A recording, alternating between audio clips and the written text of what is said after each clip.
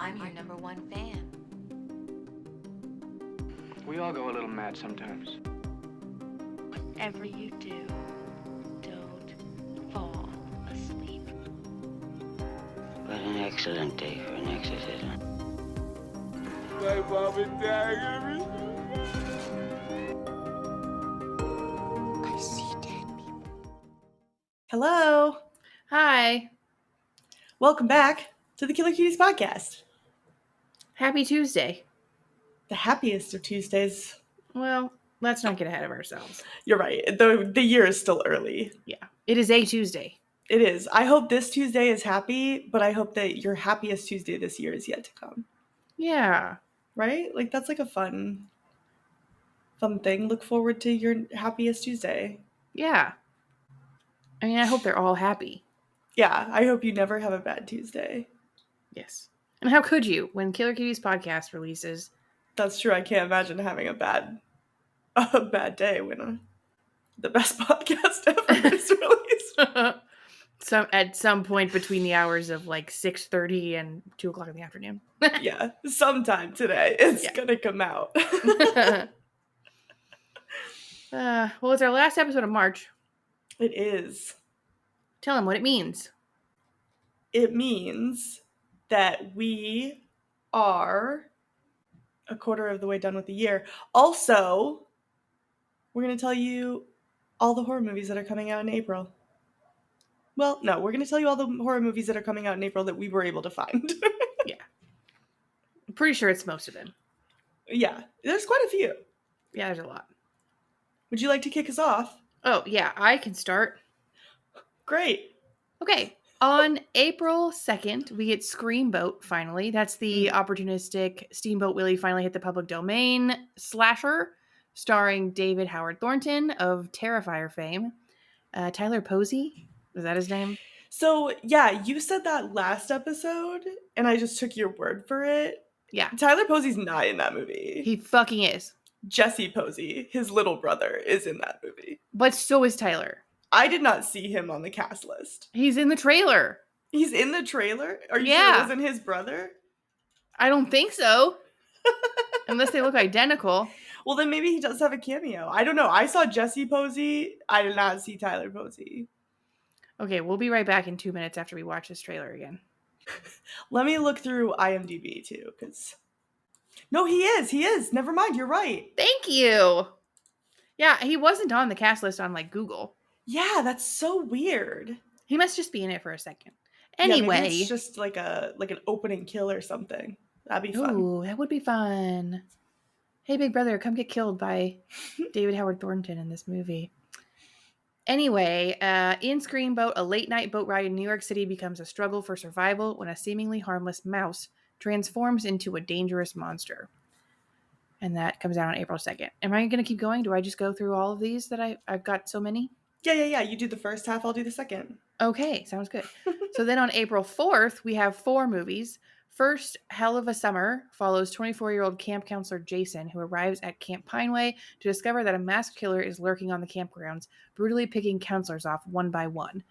This one is produced by and starring Billy Brick and Finn Wolfhard, and apparently premiered at the Toronto International Film Festival nearly 2 years ago, and it just got picked up by Neon. Wake Up is about a group of young activists who set out to make an environmental statement by vandalizing a home superstore as it closes. Their plan goes terribly wrong when they become trapped inside and must face a deranged security guard with a gruesome passion for primitive hunting. This is another one that premiered nearly 2 years ago and is just now getting its US release. Damn. The Grove also comes out April 4th. When Terrence, a Black Ops soldier, goes under an experiment to create a better life for him and his fiancée Alice, his homecoming turns tragic when he stops taking medication, descending into feral madness. And finally, Parvulus, Children of the Apocalypse, releases April 4th as well.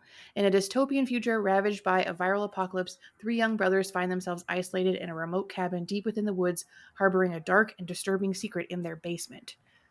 This one already has really good reviews, on Rotten Tomatoes at least, and has been described by critics as a coming-of-age horror fantasy.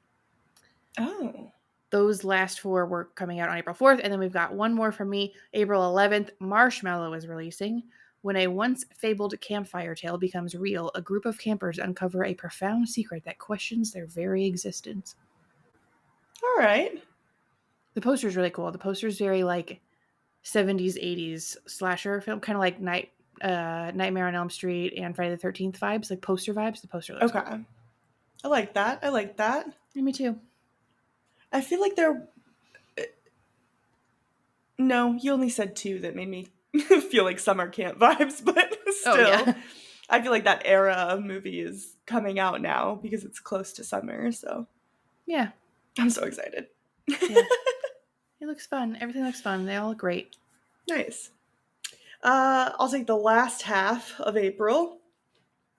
We have 4 releases on the 18th. First, we have The Ugly Stepsister. Obviously, this is another horror take on a classic tale, Cinderella. This follows Elvira as she battles to compete with her insanely beautiful stepsister. In a fairy tale kingdom where beauty is a brutal business, Elvira will go to any lengths to catch the prince's eye. It feels like a little like body horror, like she's gonna get like surgical stuff to like Oh. make her pretty. Is it actually Elvira? No, Elvira does not play Elvira. Oh, okay. Sorry. Less exciting, but Yeah. And then we have It Feeds. A young girl insists that a malevolent entity is feeding on her, and her anguished father desperately struggles to protect her. To save the girl before she is completely consumed, a clairvoyant therapist must confront her own personal demons. This one's going to star Ashley Greene and Shawn Ashmore. Ashley Greene Fun. of Twilight fame. Of Twilight fame, exactly. And then we also have Sinners coming out, probably one of the more well-known ones coming out. Yeah, blockbuster to the back half of the month. Yeah. Trying to leave their troubled lives behind, twin brothers return to their hometown to start again, only to discover that an even greater evil is waiting to welcome them back. This one is directed by Ryan Coogler, and it stars Michael B. Jordan and Haley Steinfeld. Oh. And then finally on the 18th, we have yet another classic tale horror movie, The Death of Snow White. Okay. We're really going all out with the Brothers Grimm this year. I guess so. Hunted by her evil stepmother, Snow White must overcome the horrors of the dark forest and make unlikely friends with 7 murderous dwarves. It can't be worse than the Disney Snow White live action. Gal Gadot is not in it, so it sounds good to me. Yep. I'm struggling. I love Rachel Zegler, hate Gal Yeah. Gadot. So what am I supposed to do, you know? Yeah. Rachel Zegler really grew on me over the last probably 6 to 12 months. Oh, she's just so talented. I love her. Yeah. I mean, she's Big always been fan. talented. I just didn't like the way she was handling the Snow White stuff, but in hindsight, she handled it really well. Yeah, I feel like people blew that way out of proportion. Yeah. And I also feel like the same people who hated on her for that love Robert Pattinson for how much he hates Twilight. So get over yourselves. Yeah. That's what I think. Yeah. Also, you can't fucking tell me that was not Disney's own talking points that she was given. Yeah. It was a red carpet interview. They say trained what her. they're supposed to be saying. So Yeah. blame Disney. Don't blame her. Also, I really don't think Robert Pattinson hates Twilight. I think he does. And I think it's really funny that he does. Oh. I don't think he really does. I mean, there's behind the scenes videos of them having an actually good time. Oh, I don't think he hated filming it. I think he just thinks the source material is really dumb. Oh, that's fair. Which is fair. That's fair. Have you seen Mickey 17 yet? No, I haven't, but I really want to. Me too. Anyways, 2 more movies coming out on April 25th. We have The Kilgren. After a personal tragedy, Miranda explores unconventional self-help methods, only to learn that from a spiritual healer that she has an infection of her aura called a Kilgren, which thrives off of her misery. She soon unravels a terrifying truth when people close to her suffer a gruesome fate. Sounds kind of interesting. Not gonna hold you. When you said Kilgren, I thought for sure it was a play on the word children, and it was a bunch of murderous children. I'm glad that it's not. Yeah. No. And then finally on the 25th, we have the movie that was supposed to be based off of the video game of the same name until they decided, nah, we're not going to do that. Until Dawn. What? Wait, I thought they were going pretty close to the source material there. No, not at all. That's why everybody's mad. Oh, that's right. That's right. We reported on that. We were like, we did. yeah. We did. that was One more than day, yesterday. your goldfish brain will remember something. Maybe not. Probably not. Yeah. Anyways, the movie is about here's a summary. 1 year after her sister mysteriously disappeared, Clover and her friends head to the remote valley where she vanished in search of answers. They find themselves horrifically murdered, one by one, only to wake up and find themselves back at the beginning of the same evening. Trapped in the valley, they're forced to relive the night again and again, facing multiple different monsters, and the only way to escape is to survive until dawn. Wow. I mean, they got the name right. They sure did. And I feel like of all the monsters they fight, probably one of them is Wendigos. But who's to say? Not me. We'll see. We will. They don't piss off video game fans. I just think they could have just called it a Dark Pictures game and then made it into that instead of calling it Until Dawn and then not picking a path of Until Dawn and sticking with it, you know? That seems silly to me. But sounds reasonable. Thank you. I think so. Yeah. Well, exciting. There's some good ones, some clunkers, I'm sure. But some good ones, it sounds like. Yeah, there's definitely some I'm excited for. Yeah. All right, well, should we get to it? Let's do it. All right. We're here to talk about the movie The Wolf of Snow Hollow. It's a 2020 American horror mystery recommended to us by our dear friend Anitra. Anitra. It's written, directed by, and starring Jim Cummings. No, not that Jim Cummings, the most beloved voice actor of our generation. The other Jim Cummings. You know who Jim Cummings is? No. Oh my god, he's fucking Winnie the Pooh. Oh. He's the Firefly in Princess and the Frog. Oh. He's literally everybody. He sings Scar. He's the singer. He sings Be Prepared. So I do know him. I guess I didn't know his name. You absolutely know him. He's in every animated movie ever. Wow, every one. Pretty much. That's crazy. Yeah. Yeah. Well, he's not in this. No, it's the other Jim Cummings. It also stars Chloe East, Robert Forster, Ricky Lindholm, and Will Madden. It's about a stressed police officer who struggles not to give in to the paranoia that grips his small mountain town as bodies turn up after each full moon. But it's deeper than that. It also explores father-son and daughter-father relationships, alcoholism, divorce, burnout. It had a $2 million budget and made just $267,000 at the box office through its limited theatrical and VOD releases. It touts a 6.2 out of 10 on IMDb, a 90% critics and 65% audience score on Rotten Tomatoes, and a 3.3 out of 5 stars on Letterboxd. But we don't care about any of that because we're here to talk about what we thought of The Wolf of Snow Hollow. Exactly. We're here to tell you what to think about it. Yeah. Not anybody else. Just us. Yep. Yeah. Cool. Well, we can do that now. You want to just rate it right now? Oh, no, No, we can talk about it. Great. Yeah, let's talk about it. Okay. I'll start. Thank you. They shot in Utah during the snow, obviously. Mm-hmm. Snow Hollow. Can you imagine? There's no snow. Anyways, the reason they chose Utah was so that they could get tax credits. Oh. It was budgetary, really. But yeah, they said even though it was the most money they've ever had to work with, it was like not a very big budget, which $2 million, like Hollywood standards, is pretty small budget. Sure. So Cummings had said that he had to ask like 1,000 favors just to make it happen. And on top of that, they ran into a lot of problems filming in Utah because of the snow. Like, obviously, you can't set up a dolly track and do a dolly shot. So they had to do everything kind of by hand or still cam. And then it was also like 14 degrees outside. So very cold, very difficult shoot, not very fun. But the producers had a joke that they said their next movie is going to be called Werewolf Beach, and they're shooting in Hawaii. So I think that's funny. That is funny. Yeah, I cannot imagine being outside for 12 to 15 hours at a time in 14-degree weather, having to act like everything is just fine. Yeah, that's my nightmare. Yeah. No thanks. It dips below 70, and I can't act like it's not the biggest inconvenience of my entire life. So. Yeah. Yeah. This movie started as a podcast, sort of. He like recorded it in podcast version, the script at least.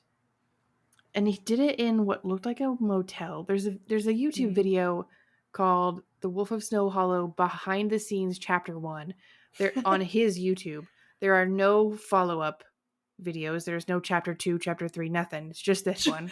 Just chapter 1, that's all we get. Yeah, it's 45 seconds long, and it's him saying, I'm about to start recording the podcast, The Wolf of Snow Hollow, and here's the equipment that you need to make big budget movies like Avatar. And he pulls out a tiny video cam microphone combo that he props up in a rolled up yoga mat, and then he sits down and starts recording. And that's the end of the video. Yeah. I read an article where he talked about like recording it all as a podcast so that producers would have a better idea of the tone and kind of what it was going to be. Yeah. He also said that that's kind of how he writes, is he'll act everything out and he'll just like have his laptop up with the script that he's written and basically just talk it out and do the scenes as every character, and then he'll just make notes as he goes, which is interesting. Cute. Yeah, I love it. Yeah, that's one way to do it, I suppose. Mm-hmm. And he had no formal acting training before he decided to act in his own movie. And I think he did a really good job. Yeah. His deadpan is very, very good. Like, yeah, I think he did very well in this role. Yes. Personally, I hated his character, but he did a good job because I think, that was kind of the point. Yeah, I don't think you're supposed to like him. Well, I think by the end you are, but... Well, I suppose. But yeah, I mean, it was very much at its core, a story about alcoholism and anger. Mm-hmm. But no, I think he did the deadpan really well. Like it was very funny. It reminded me of Napoleon Dynamite. Just very flat, funny. It was funny. Okay, yeah. I didn't think it was that funny. To be honest. I did. I was cackling. I loved his deadpan. I feel like a lot of the there were some moments that I thought were funny, but I feel like a lot of the humor was like him just yelling, and I don't like men yelling at all, so it wasn't for me. But that's not to say I didn't like the movie. It was just that. Yeah. I went to a concert with Michelle once. You all know Michelle. Michelle, our dear friend. And there was they just took a second, the opening band just took a second to, in the middle of one of their songs, to let everybody scream. Like that was just like, they're like, oh yeah, it's relief. It's like, everybody get it out. Let it out. We're all going to scream. And we did. And that was like really fun for me. I was like, oh my God, we're all screaming together. It was so fun. It was really loud. And then when the concert was over, I was like, wasn't it so fun how they made us all scream? And she said the exact word for word thing you just said. I don't like when men scream. I don't. Yeah. I guess I just wasn't, I wasn't thinking about it in that way. I wasn't thinking about like, oh, there's men screaming. I was like, I don't know. No, it's that's funny fair. that you both have now said that to me. Yeah, she gets me. Yeah. No, I think you not minding men screaming is probably a good sign. Yeah, I guess. Probably healthy, Sure. You guys can all talk to my therapist about why I don't like it. It was safe screaming. We were in a safe environment. And yeah, that's true. Also, that feels like a different vibe than this, where it was like he literally said he likes the idea of public crash outs, and that's kind of a lot of what this movie is, because he's like, I think what they say and how they say it and what they don't say like says a lot about the person. He said he in particular really likes watching Nick Cage crash out on screen. He thinks it's really good. He does I think that crash out. Yeah, and I think that's a little bit of what he was projecting in this, is that stress and that buildup of all of these different components hitting one person at the same time. and how that bubbles over. So Yeah. I get it. Yeah. They did a lot of sequence editing versus scene editing. It's like those like weird cuts where it goes back and forth between scenes. Mm. I feel like that worked a majority of the time, but occasionally it was a little distracting. I felt like kind Yeah. of blue balled by like the going between the scenes so quickly. Okay. I really wanted there to be some sort of like resolution in the scene first before it switched around, but I do That's feel like fair. it worked. And Jim Cummings did mention how I think it was like Fight Club. Does Fight Club do that too? I'm pretty sure he said Fight Club was the inspiration for that.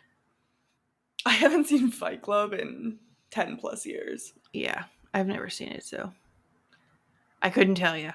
It's a good movie. Um, yeah, I feel like that type of editing took a minute to get used to, For sure. but then once I did, I did kind of like it. Yeah, exactly.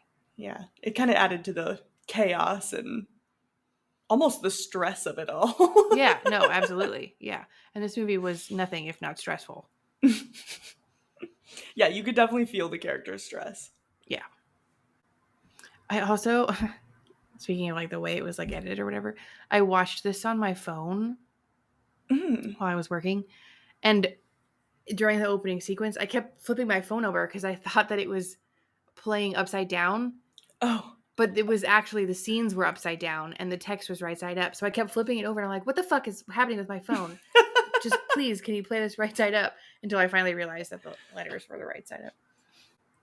I'm sorry that happened to you. That's okay. Did you find this movie funny at all? At all? Yeah. Oh, okay. Yeah, I don't think it was like laugh out loud funny. Oh, I was cackling. Yeah, I don't know. That didn't translate to me. Weird. But there were definitely moments I was like smiling or like doing the little nose breath laugh thing, you know? Yeah, okay. There were scenes throughout the film that I thought even the actors were trying not to break. Okay. Like the scene where everybody's around oh god, what's his name? Robert Forster. Mm-hmm. He's like at the table and everybody's around him and he's like, I won't ask you all to pray with me or whatever. That scene, it looks like everybody's like trying not to giggle. I think that would make sense.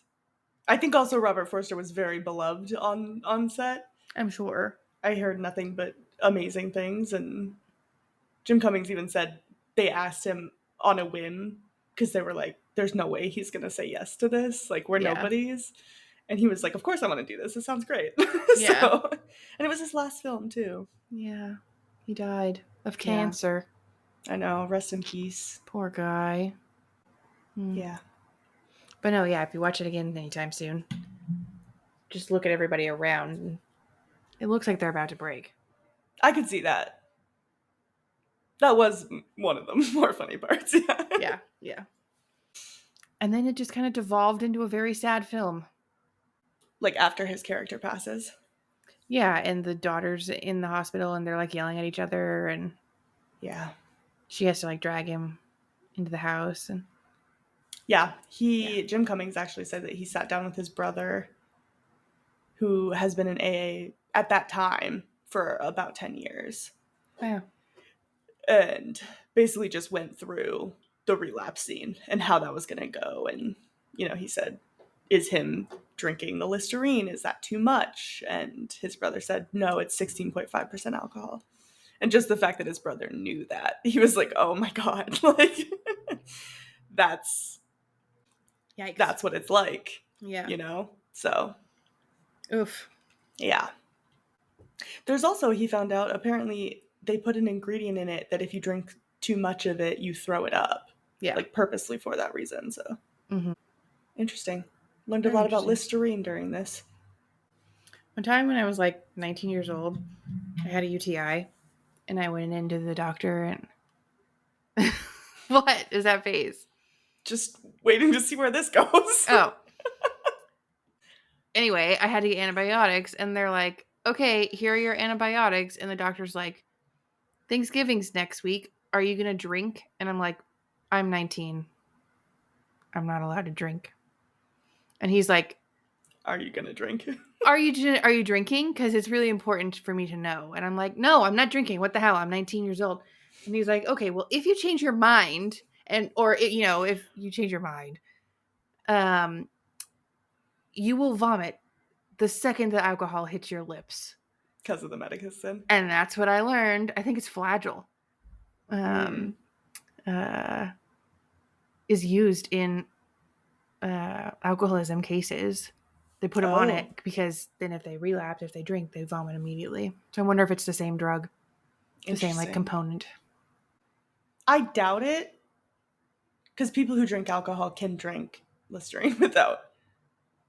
If it's the moment it touches your lip, you know. Well, no, if you but if it's accidentally swallowed Listerine and then you're just throwing up everywhere. No, but if you're saying that you drink a lot of it and then you'll throw it up, maybe they just put like a little bit in there or something. I don't know. Really diluted. Yeah. I don't know.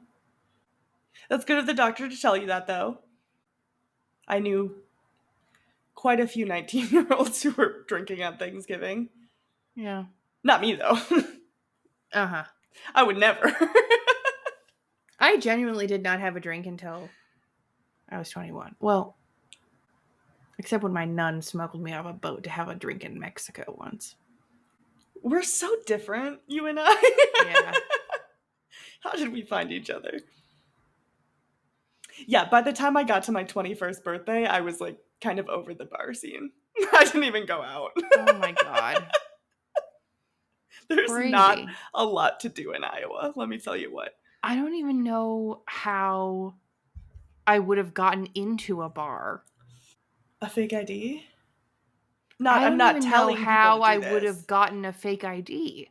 Oh, okay. And actually, I guess that's true, because I did go into a bar several times. I just never drank. No, I shouldn't actually say on a public podcast how I got my fake ID, but oh God, allegedly.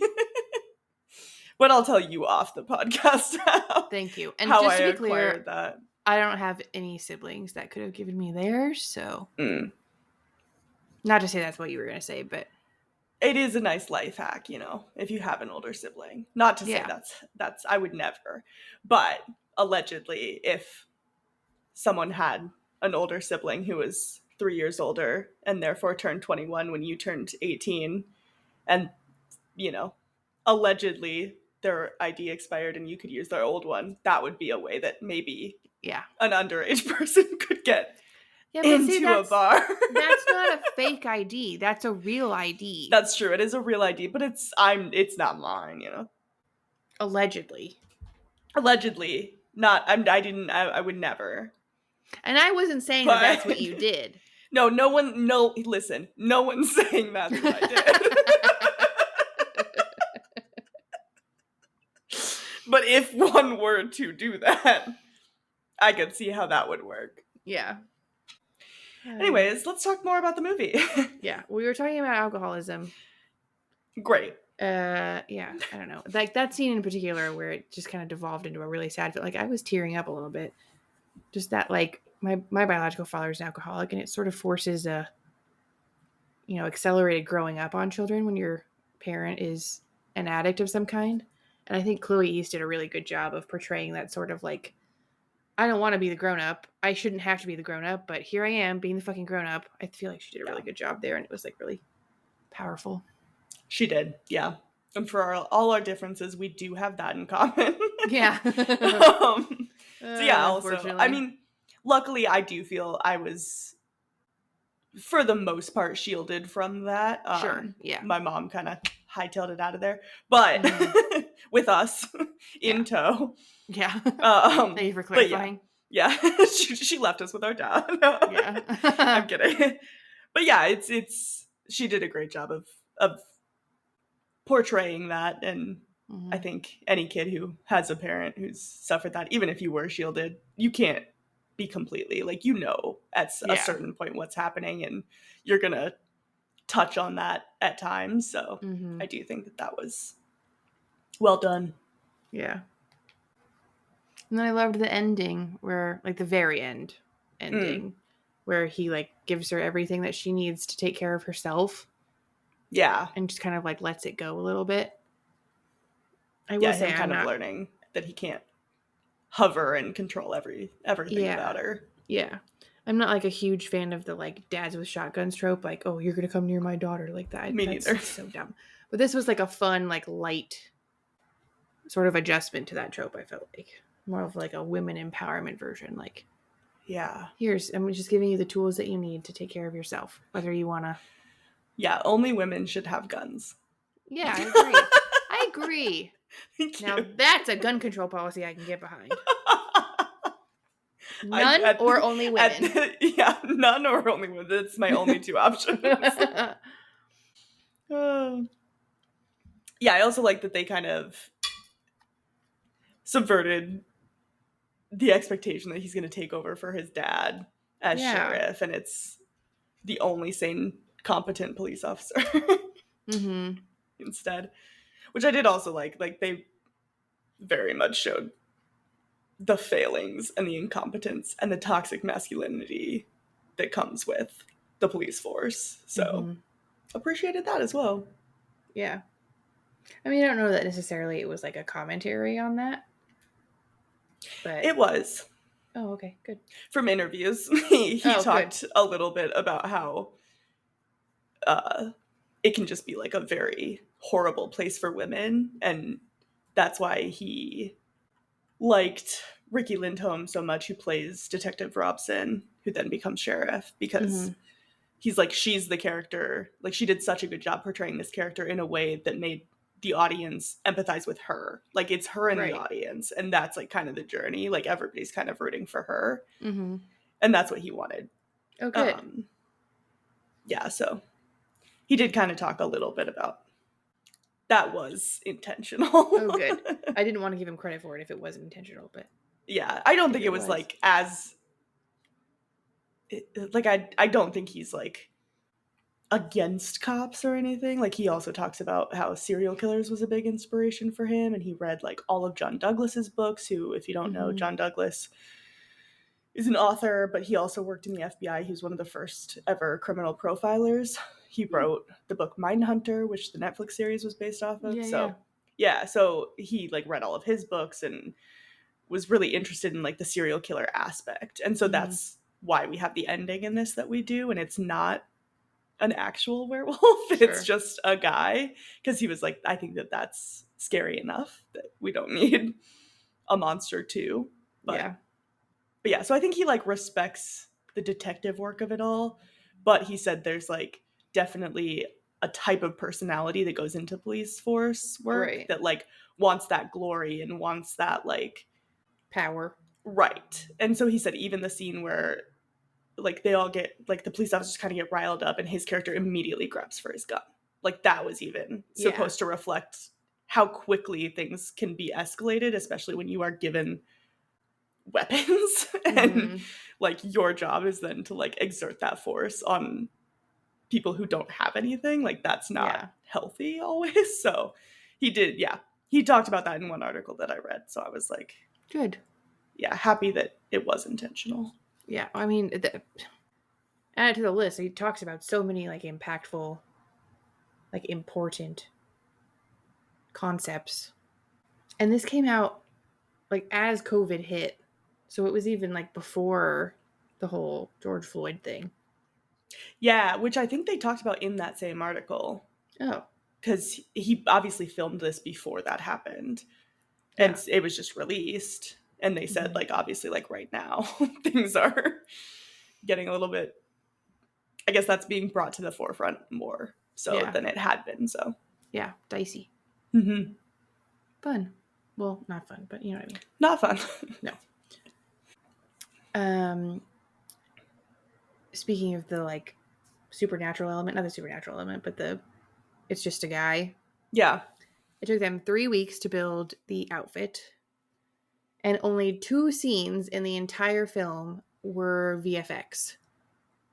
One was the breath when the Wolfman stands up to his full height, his breath, because he was breathing sort of out through the neck, so they needed to take that out and put it out through the werewolf's mouth. And then in that same shot, the victim's missing their arm. That was one scene. And then the second scene was the werewolf's ankles. They sort of do like a weird like reverse ankle thing. That's it. That's all the VFX they use in the entire movie. Which, for a werewolf movie, I feel like the werewolf looks pretty good. Usually the werewolf's not looking so great. Yeah, I mean, I think it helped that it was like there's obviously no transformation scenes or anything like that. It's True, just yeah. a guy in a suit. So Yeah. it had to kind of look like a guy in a suit. Mm-hmm. And it worked. Yeah. Yeah. I liked it. I was never not once taken out of the movie by, oh my god, that werewolf looks so stupid. Yeah, no. I thought everything looked pretty good for it being practical effects. Yeah. Not even that. That made it sound like it looked good for being practical. It just looked good. Yeah, it did. It did. It just looked good. Yep. Yeah. I agree. Were you surprised that it was just a guy in a suit? No, not really. Yeah. I did enjoy the way that he got to prove it, though. Mm-hmm. It felt like kind of a long con for them to go back and be like, hey, I need to return this item that was in my bag. This isn't mine, kind of thing. Yeah. It all kind of worked out very well and very, it was very, what's the word I'm looking for? Jim Cummings calls it evidence pornography. Maybe that's what you're thinking Oh, of. yeah, that's exactly what I was going to say. Like when you get that clue and everything comes together. Yeah. No, it's like satisfactory. That was all very satisfying. Satisfying. Yeah, I got there. Yeah. It was very satisfying. I mean, I never thought it was a werewolf. Okay. What I thought I really wanted it to be was him, and he's just angry. He's just kind of like, I thought it was going in the direction of you're a monster. Got it. Where he was attacking people. Yeah, he has actually, conveniently on the full moon, fallen back into his alcoholism, and he turns into this murderer. Someone actually, he did a Reddit AMA where he talked about this movie. Uh-huh. We can link it in the description. But someone commented and said your teeth made for a very confusing red herring during this because they thought the same thing because even his teeth are like that. They're pointed. Mm-hmm. And he thought that was funny. And he said, it didn't do me any favors when I was a kid either. And I told everybody my birthday was on Halloween. So. Oh my God. Okay, you little Dracula. Yeah. But yeah, that's interesting. I think when the movie first started, I was like, okay, it's going to be a werewolf movie, like Wolf of Snow Hollow. Mm-hmm. It zooms in on the wolf print, I was kind of like, okay. Mm-hmm. But then pretty quickly in the same vein, I was like, oh, they're turning that on its head. Because typically in a werewolf movie, everybody thinks it's a killer. And there's one guy who's like, it might be a werewolf. And in this, it was like everybody thought it was a wolf. And then there's the one guy being like, it's just a guy. Like, it's just a serial killer. Hit him with your car. He's literally just a guy. But yeah, I thought that it was clever. I kind of like that it turned that on its head. A lot of horror movies, I think, are more, oh, you think that this could be a serial killer, and then it turns out to be something supernatural. So totally, it was fun to see that reversed. Yeah, fun. Mm-hmm. Yeah, I liked it. Fun little twisty twist. A little bit more about filming. Mm-hmm. The entire montage of interrogations that happens in the movie was actually shot almost a year later, and they did it just in an office that was next door to their production studio. And then also just kind of two pieces they had to put back in and film later. But the shot of Officer Robson driving to the climax of the movie, they did that very Saw style, where the car was parked and one of Jim Cummings' friends was just shaking the car while they flash lights around it. So I thought that was fun. Little callback to what, episode 10 where we talked about Saw? Yeah. Oh my God, it was forever ago. It was. Wow, Cute. Rip Saw 11, by the way. I know we didn't do news today, but that happened and I've been mourning ever since. So. Yeah. Who knows? You may get another one. I mean, 10 is plenty, if you ask me. But I think so too. Okay, greedy. But here's the thing. It was they made the first 3 that were all pretty good. And then they made 4 through 9, which all kind of sucked. And then just You know, I'm a Saw apologist. I'm not saying they suck. I'll watch them any day. But they weren't as good, right? Okay. And then they find like no production issues whatsoever during all of those shitty sequels. And then they make Saw 10, which was genuinely very good. It was going back to like what we had at the beginning. Mm-hmm. And now all of a sudden there's problems. You motherfuckers. Yeah. Right when it reignited my love and I wanted more, they ruined it. You never know. Bastards. That's true. It could just be in limbo for a while and eventually it happens. But Yeah. I think people kind of wanted it to be a follow-up to 10. Mm-hmm. And if it takes too long, like that won't be possible. So it's, yeah. It's just a sad day for Saw fans everywhere. Yeah.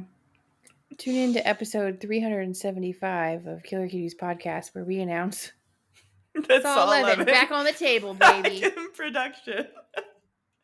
All right, do you have any other fun facts? Not really. There was not a whole lot about this one. Yeah, it's always hard when it's a low budget kind of indie style film that's didn't get a wide release. Sometimes there's not always as much. Yeah. That's okay, though. Yeah. Let's rate it. Okay. All right. How scary did you think it was? I gave it a 0.5 out of 5. Oh, I forgot we can do that. Yeah, I think it's like a little, it was just the tone of it was kind of a little bit more light, you know? What did you give it? I gave it a 1.5. I don't think this movie was scary, but it did give me pretty significant anxiety. Anxiety about aging parents, anxiety about relationships with your kids as they become adults, anxiety about work and burnout. Just like a lot of the human aspects of it, the werewolf film, like the human aspect of the werewolf film. They were just anxiety inducing, so I put that under scary. Valid. Yeah. How sexy did you think it was? I gave it a 2. Oh, okay. Just for the vibes. Okay. Like 90s detective-y vibes, like, you know, kind of makes me think of Martin Short and Hamish Abernathy in like the snow, you know? Sure. Thanks. Yeah. Aren't they in like a detective show together? Like True Detective? Is that what it's called? Martin Short is not in True Detective. Oh. Not with Woody Harrelson. That's Matthew McConaughey and Woody Harrelson who are in the first season. Oh, you're right. Okay, well, yeah, but they're both in it. I have seen like 4 episodes of the first season, so I didn't know Martin Short was in it. But yeah, I know it's an anthology. They do like different actors every season. So. Yeah, I'm pretty sure he is. Okay. Well, I knew he was in like Only Murders in the Building.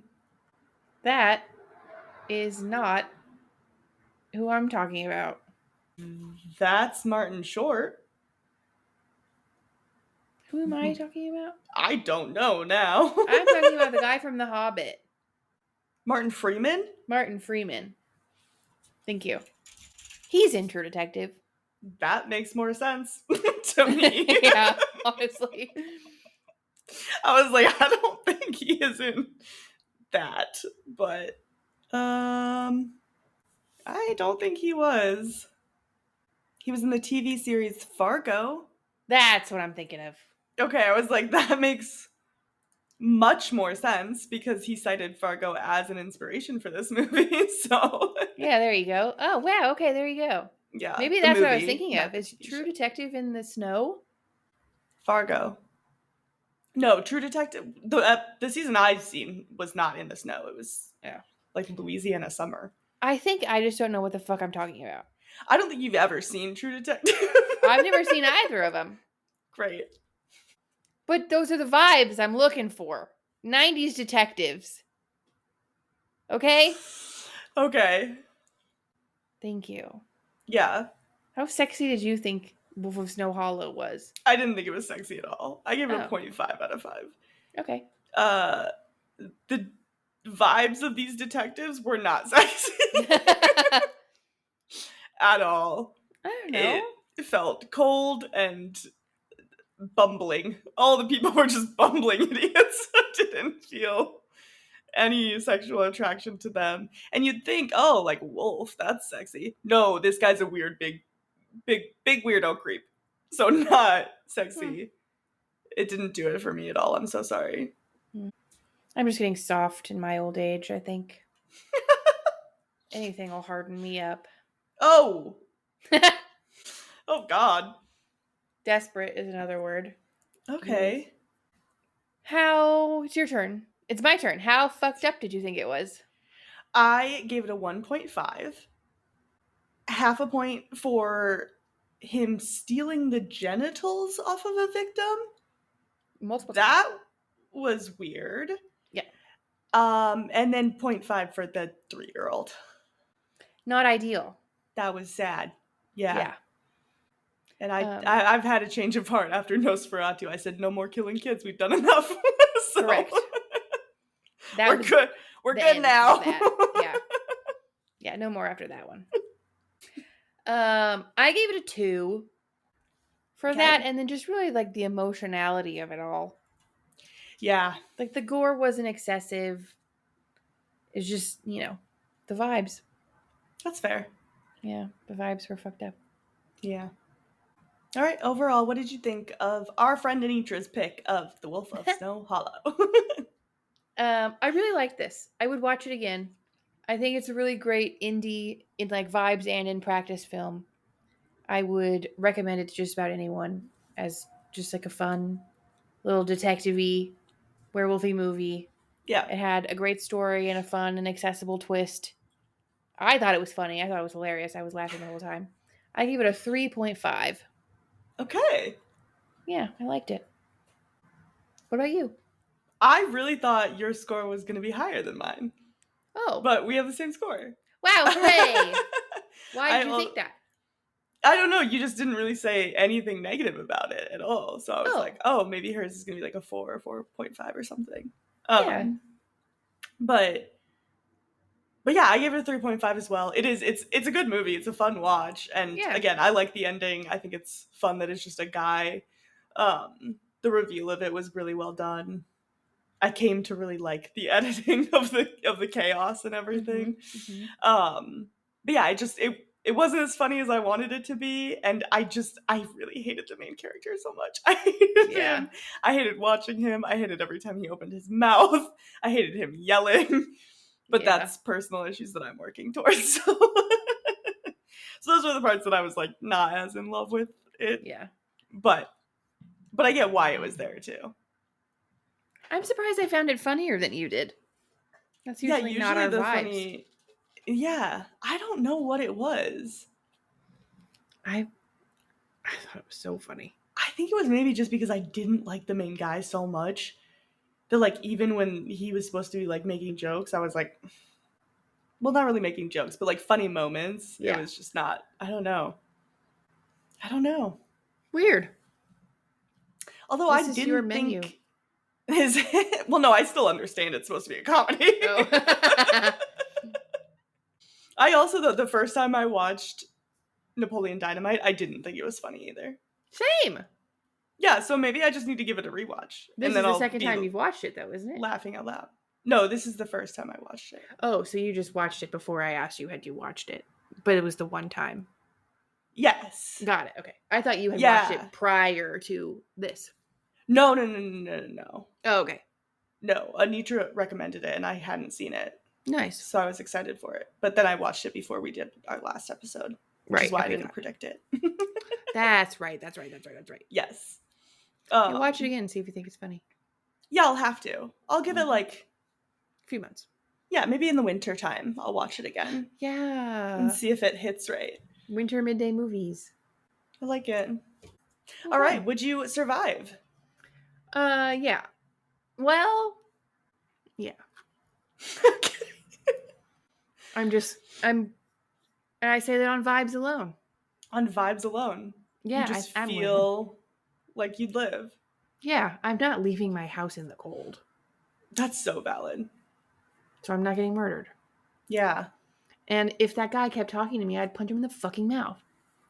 That would probably make him want to kill you more. Not if I kill him first. Sucks. Bitch. Get fucked. Get wrecked. Don't talk to me. And my kid. Leave me and my kid alone, bitch. Hate him. Yeah. What about you?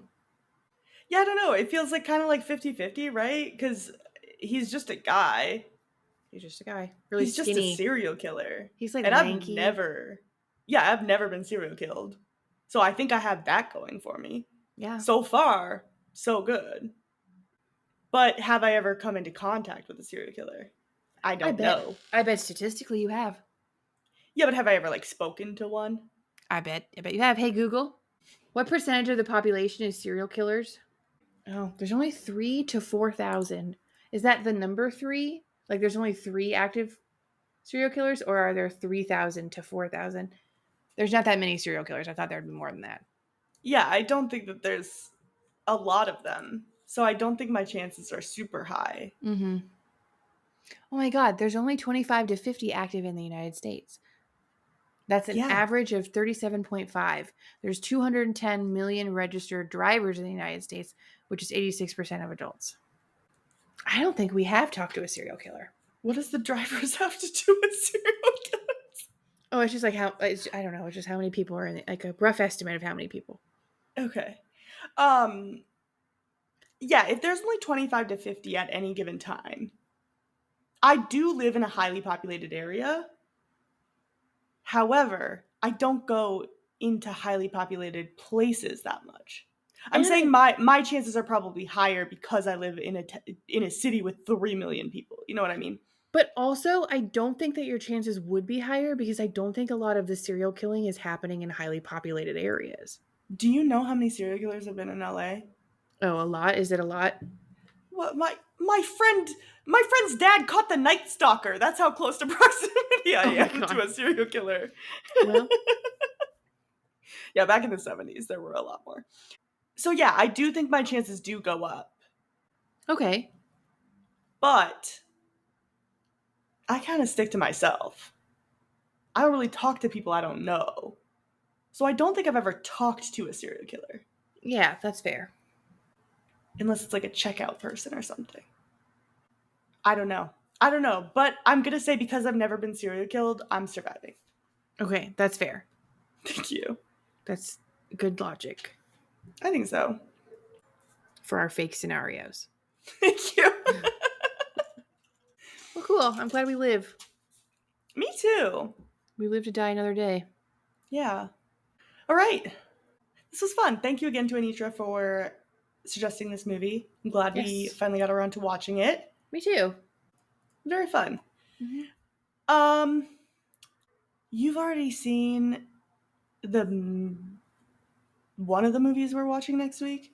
Oh yeah, brother. So I don't think you really need to predict it. Wow, amazing. Yeah, is it Chainsaw?